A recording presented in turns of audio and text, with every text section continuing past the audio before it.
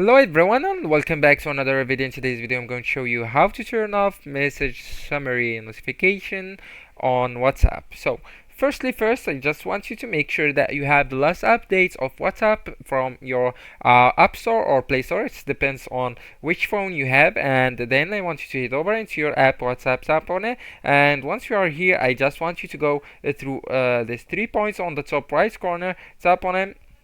So here I want you to go into settings. So if you have if you have iOS, also go into settings, and it's similar steps. It's the same.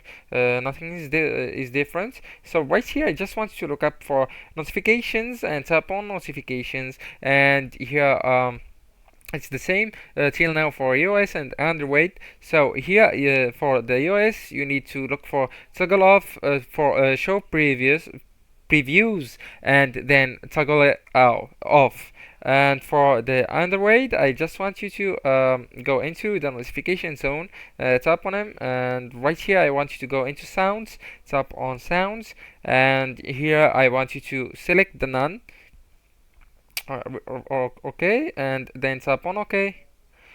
Alright, so right now I want to go into the use high priority notifications and turn it off. So right now you will